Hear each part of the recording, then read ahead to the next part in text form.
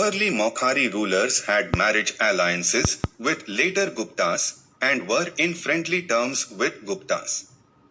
Ishana-varman's mother, Devi Upagupta, was from Gupta dynasty and had married Ishvara-varman. However, Maukharis subsequently started to asserting their sovereignty. Ishana-varman became hostile to several overlords of Magadha and conquered them and revived the Maukhari power. He was a valiant warrior and had led a vast army and was continuously on the march. Ishana-varman inflicted defeat upon the Andhras, Sulikas and Gaudas. In their northwards expansion, the Chalukyas probably came into conflict with Ishana-varman and suffered a defeat at his hands.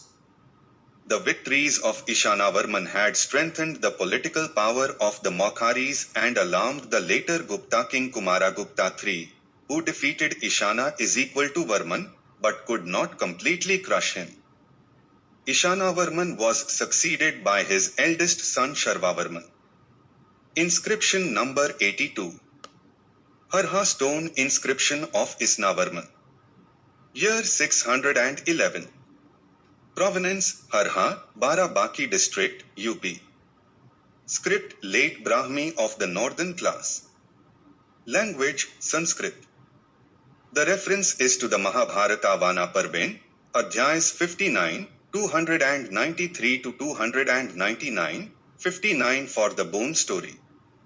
According to which Savitri received a boon from Vivaswata I Yamraja, of 100 sons to herself from her husband, Satyavan, and another 100 sons to her father King Aswapti of Madra. The latter's 100 sons came to be known as the Malvas after the name of their mother Malavi. The claim to descent from Aswapti means that the Maukharis were a branch of the renowned Malwa clan, itself an offshoot of the Madras, the Maukharis of the Barabar Hill, cave inscription. As is clear from the line of descent given, were different from those of the Asirgad copper seal and of the present inscription. The Gaudas, a coastal people, were a seafaring mercantile community. The poet spun is on this characteristics as if it was caused by Ishana-varman's victory. The fragmentary Jaunpur inscription presumably of Ishana-varman and not his father, Ishvara-varman as fleet supposes refers to a Maukhari victory over the Andhra king also. English translation of the inscription. Om 1. Victorious is Slva, the source of bliss, the destroyer of the Tripura, the soul of beings, in whose heart the Cupid lit.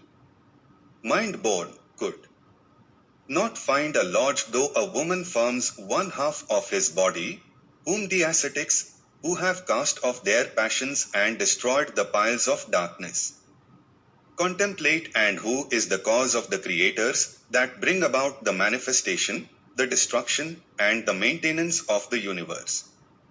2. May the body of the enemy of Andhaka grant you an eternal place with snakes wriggling over it, which bears on the forehead the slender streak of the moon that dispels darkness, and which renders the shining row of skulls brown by the luster emerging from his eyes, and wears the skin of a lion, red-stained around by the brilliance of the jewels on the hood of the serpent. 3. The Mukhra kings, who have destroyed their enemies and checked the course of evil, have descended from the 100 sons, whom King Aswapti got from Vivaswata, and who were conspicuous on account of their excellences. 4. Among them in the beginning came about the birth, for the well-being of the earth, of King Harivarman, who became known in the world by the name Jwalamukha, because the terror-struck foes submitted to him in battle at the sight of his face as red as the fire, and because of his fame that filled the intervals of all the quarters, and because of his splendor that injured the wealth of the enemy. 5. Whose name was worthy of fame, and whose lovely excellent fame penetrated the worlds, while he remained, like Manu, on the path of morality and wisdom, for the stability of the moral laws of the world. 6. Like the moon from the ocean, King Adityavarman was born from him. On getting whom the creator obtained the full results of his laying the code of conduct for the classes of society and stages of life.